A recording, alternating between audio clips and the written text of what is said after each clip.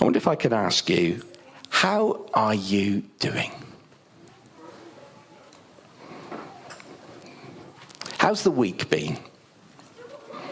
Has it been good? Has it been bad? Has it been average?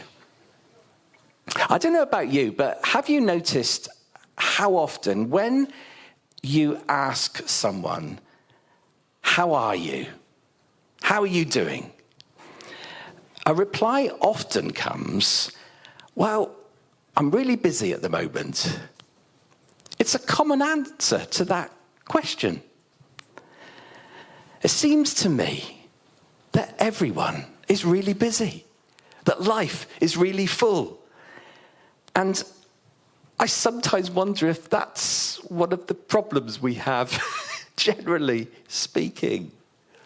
I mean, there are other pressures on us, whether that's ill health on one hand, loss of loved ones, broken relationships, lack of income, spiraling bills, and so much more. And we can feel really burdened under those loads. We often talk about mental health, and that's something that affects every single one of us. Yes, in varying ways and with varying degrees. And for all I know, there are people here today who are feeling exhausted, worn out, burnt out. Is that you? Others may simply be feeling tired. And I believe that the reading we're going to have from the Bible is going to have something to say to all of us, but maybe especially to those who are just feeling weary. So we're going to read the very words of Jesus himself as found in the Gospel of Matthew, chapter 11 and verse 28. And as we read these verses, isn't it interesting, the verse that Stuart chose for the dedication that we've just had, given what I'm just about to read? Come to me. Jesus is speaking. Come to me, all you who are weary and burdened, and I will give you rest. Take my yoke upon you and learn from me, for I am gentle and humble in heart, and you will find rest for your souls. For my yoke is easy and my burden is light. And directly from these few verses, we have our new teaching series that we're going to engage with as a church over the next few weeks. Rest for your soul. And do you find it interesting that there is reference to the soul here? I mean, there is one train of thought that a human being comprises body and soul. But another would suggest that the human being comprises body, soul, and spirit. And if it is a case of the latter, then I suppose we could understand here, and it's in this little framework on the screen, that our body, well, that's the physical interaction we have with a tangible world all around us. Our soul, well, that's the basis of our mind, our personality, our emotions, our will. And our spirit, well, that's the spiritual part within us, the God-conscious part. Now, we're not going to examine this today, but suffice to say, it's probably complicated. And it's all interrelated, to be honest. How can we separate these components if they are within us as being a human being? And yet I feel there's an acknowledgement here that this reflects a biblical truth, that we have all been made in the image of God. Of all that God created, it was the human being that was made in his image and given a spirit, given something within us that is God-shaped. The biggest problem we have is that we try and fill the God shape in us with things that are not God-shaped. That's the problem. We literally try and fill a round hole with a square peg, and it doesn't work. So just have a thought about that within you, there's a God shape that only God can fill.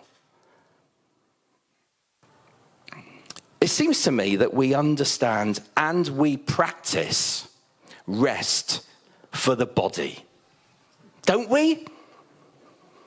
On the whole, we sleep in every 24-hour period. How successful that sleep is, how long that sleep is hugely variable, I know that. But we rest the body to recharge, to renew for another day. So what do we mean by rest for the soul? And I doubt we could do any better than to hear the words of Jesus himself about this in our reading today. So just look at the first three words of what Jesus says. Come to me. And notice here, this is an invitation. And that means the power and the choice as to whether we come to Jesus is entirely with us. Whether we or not will come to Jesus, my choice, your choice. It isn't a command, it isn't an order, it isn't an instruction. Jesus simply invites us to come to him freely, willingly, voluntarily. But notice too that this invitation is the answer to our weariness. It is the answer to our burdens. In fact, Jesus himself is the answer, which is why he says, come to me. Jesus is the answer. He is the center. He is the source of rest and release. And putting God first, making Jesus central in our lives, well, that's the way to follow for true fulfillment, satisfaction, and rest in life. It's resting in our relationship with Jesus. And I want to say, and I think this is the case, it isn't resting from work.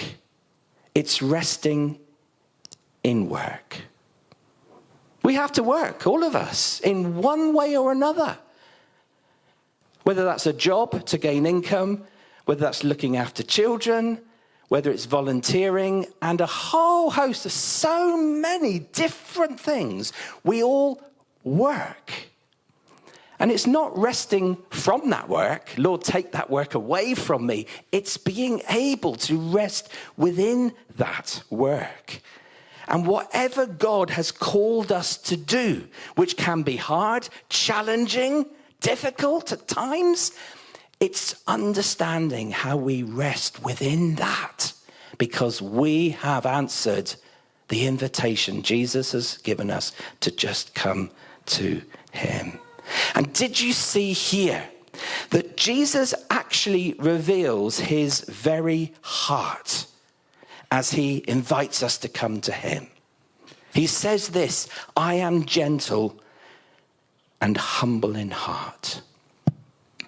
Now this is incredibly important. Jesus is expressing his inner heart to us. Who is Jesus? He is gentle. He is humble. So he's not forceful. He's not harsh. He's not a tyrant. And let's not mistake his gentleness for weakness. His gentleness has strength. His gentleness has resolve. I mean, in all honesty, I see the gentleness of Jesus when hanging upon a cross and enduring the pain and torture that crucifixion inevitably includes with it, when bleeding and dying and suffering, he looks upon those who have effectively nailed his hands and feet, and he says, Father, forgive them. I mean, come on. Come on.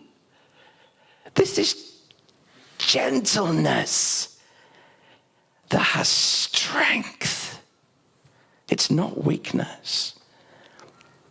As we come to Jesus, he's not wagging his finger at us.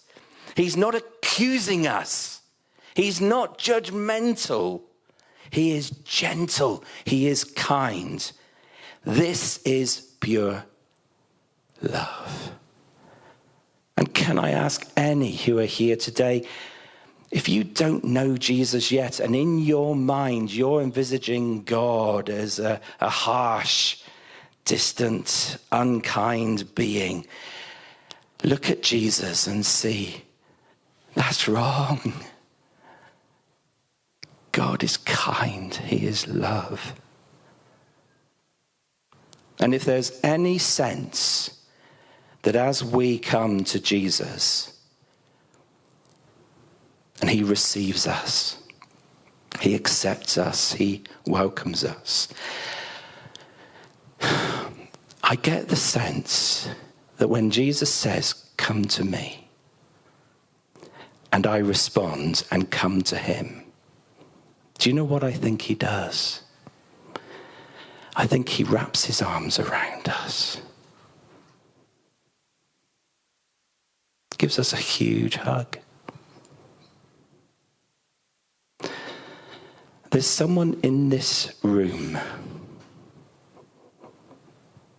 who is fantastic at giving a hug. Do you know who I'm referring to?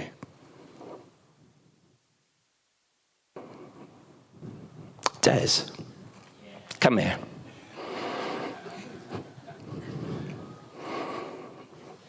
When Des is on the front door welcoming us into church on a Sunday morning, it's difficult to get through without him throwing his arms around you. And if you haven't had a Des hug yet, then you should.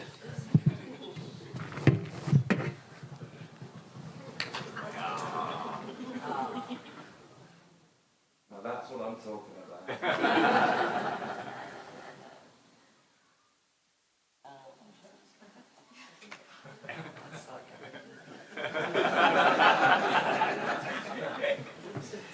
I told you not to worry about it.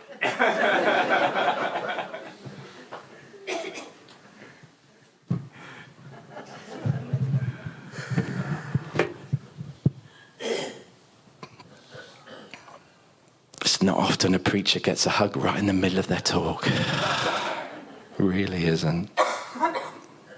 Did you see that? I felt it. Maybe you felt it too, because you remember what it's like to get a Des hug. I kind of think that's what happens. We are in the embrace of Jesus and we're home. We're safe. We're good. We can rest. If you don't know what I'm talking about, it could be you've never come to Jesus yet. You've got to do that. You really have. In the embrace of Jesus, we're forgiven, we're saved, we're set free. And as we are forgiven, so we must forgive others. As we forgive others, we're not just setting them free in the forgiveness, we're setting ourselves free, because unforgiveness is a prison for both parties, the victim and the offender. And when Jesus says, I love you, he wants us to love others too. kind of pass the hug on, isn't it really?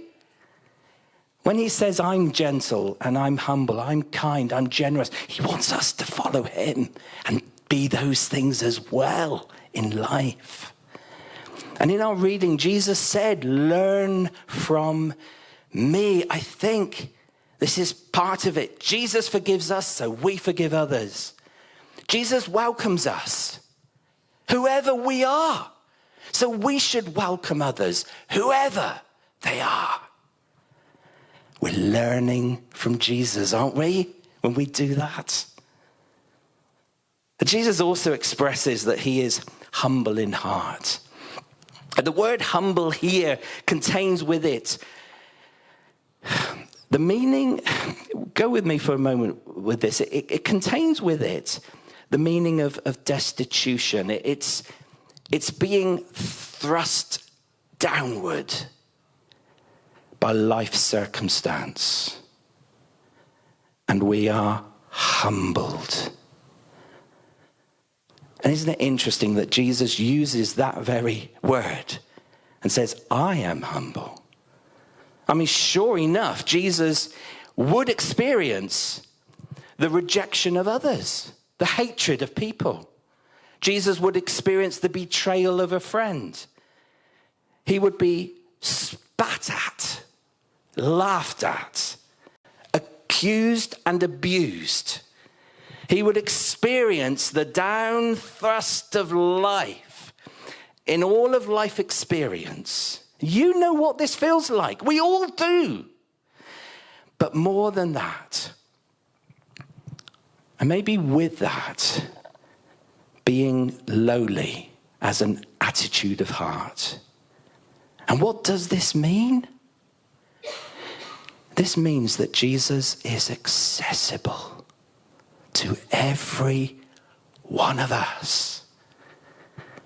And maybe we can say especially to those who are suppressed and victimized and hurt and poor and broken.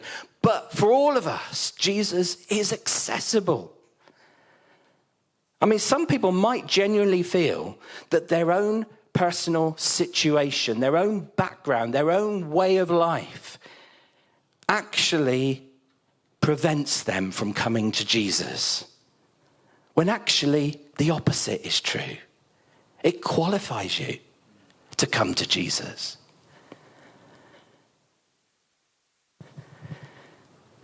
When we come to Jesus, we're not approaching an austere taskmaster who is aloof, separate, far off. But we're welcomed by someone who himself is humble and gentle and loving and kind. This is the heart of Jesus. Are we getting this? Is this making some sense? In his book, Gentle and Lowly, Dane Ortland paints this lovely picture. The point of saying that Jesus is lowly or humble is that he is accessible. For all his resplendent glory and dazzling holiness, his supreme uniqueness and otherness, no one in human history has ever been more approachable than Jesus Christ. I believe that. I've experienced that. Love it that you would experience it for yourself. You're not going to find anyone as accessible, as approachable, as gentle, as humble as Jesus. Let me say a little bit more about those who are invited to come. Come to me, all you who are weary and burdened. Have you noticed that Jesus didn't say, come to me when you've offloaded your burdens? Not at all. Instead, he invites us to come exactly as we are, with our burdens, with the load that we carry, the load that's just got heavier and heavier in our life experience, and to come as we are, with that load, with the struggle, with the pain, with the hardship, to just come as we are. I don't know if you've ever got the feeling that, yes, Jesus loves me, but I'm not sure he likes me. Have you ever thought that? It's a feeling we create ourselves, to be honest. And we get it from lots of things that happen in our world and in our lives around us. We adopt a view that kind of says, Jesus can't possibly like me. Just look at me. In my sin, in my brokenness, Jesus can't possibly want me. If only he knew what I've done, what I've said, what I've thought, how I've lived. And then we don't come to him at all. Or maybe we make some tentative steps towards him with doubt and fear, hesitation. But I'll tell you what, that can be a start. Really can be. Jesus wants us. Jesus likes us. We tell ourselves he doesn't, but that's not true. He likes us, he wants us, he invites us to fully come to him, to meet him face to face, to come close. And if we stink, he will not turn his nose up at us. If we're filthy, he won't turn away from us. This is the Jesus that we at Ebby follow and love and trust. This is the Jesus. James says, come near to God, and he will come near to you. And when we let Jesus throw his arms around us, tempted to get Des down again, but I haven't got time. When we let Jesus throw his arms around us, then we find rest for our soul. We come into relationship with Jesus. This isn't a brief encounter. This is the first step in a lifelong relationship. Angela and I moved to Bristol almost 26 years ago from Cornwall. But for 6 months before moving, I was already working in Bristol in another job. Every weekend I travelled back to Cornwall to be with my family, my wife and my 2 boys. Every Monday morning I had to leave home at about 4:30 to arrive in time for work. I hated that separation from home. I did. I hated that separation from my family. Every week, Monday to Friday, for 6 months. And my new job was so hard. I was in an office of 500 staff, and there was more and more work coming into the office. And as the centre grew bigger, the job became more and more demanding. I was absolutely sure that God wanted us to move to Bristol, but the burden I was carrying felt so heavy. And boy, did the doubts creep in then. Did the fears keep in my heart and my mind?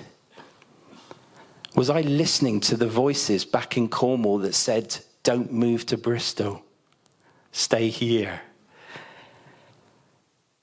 I mean, friends at home kind of asked me, are you all right? Because they noticed the pressure that I was under. I think Angela was worried about me more than she probably let on. And to date, it was the hardest 6 months of my life. And I remember having to reset myself, to simply and intentionally learn to rest in the presence of Jesus. One way I did that was I turned to the Psalms in the Bible, where I learned all about God's gentleness and kindness, his acceptance, his protection. And they became a comfort to me. Without knowing what to say or what to do, I had to learn all over again to just come to Jesus. I still have a vivid memory sitting in my room during the week and talking my heart out to Jesus, just telling him as it was, with anger, with upset. Honestly, how I felt. And it was resting in his presence that I experienced a release from anxiety. I came to Jesus weary and burdened, and he did the rest. I still remember those feelings 26 years on. I mean, there's no set way of how do we rest in Jesus.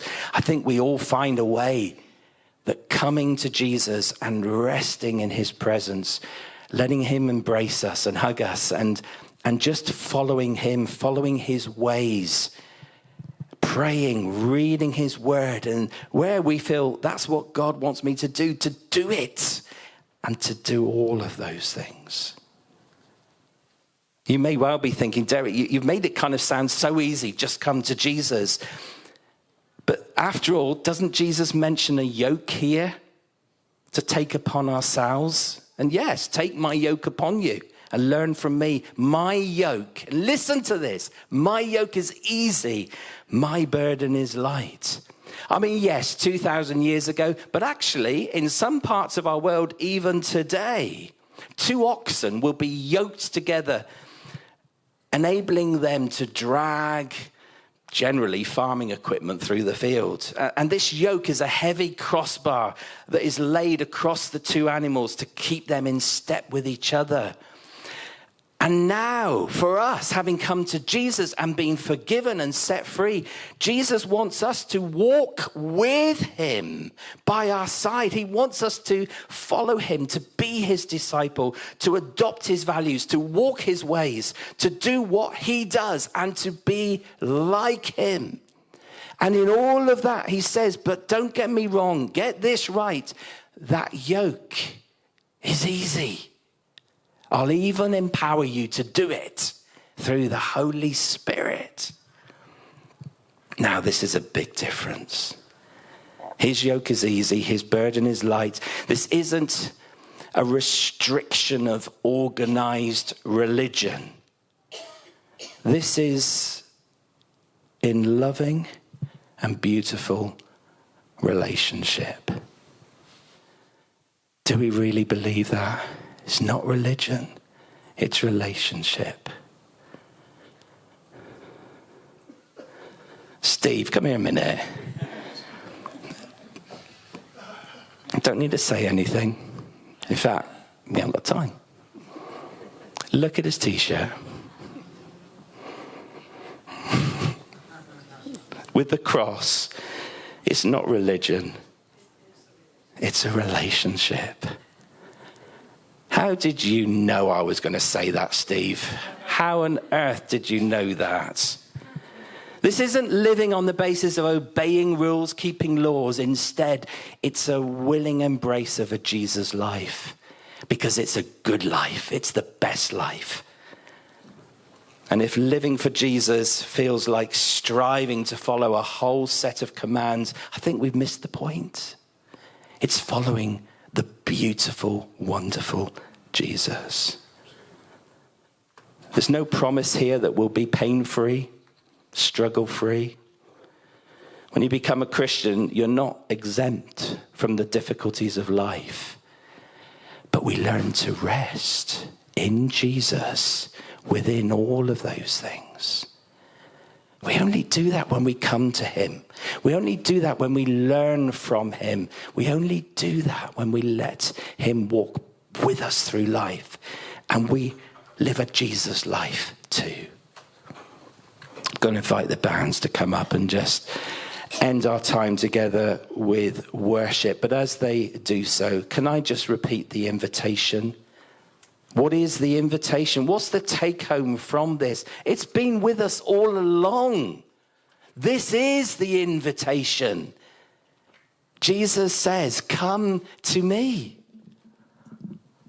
all who are weary, all who are carrying burdens, I will give you rest.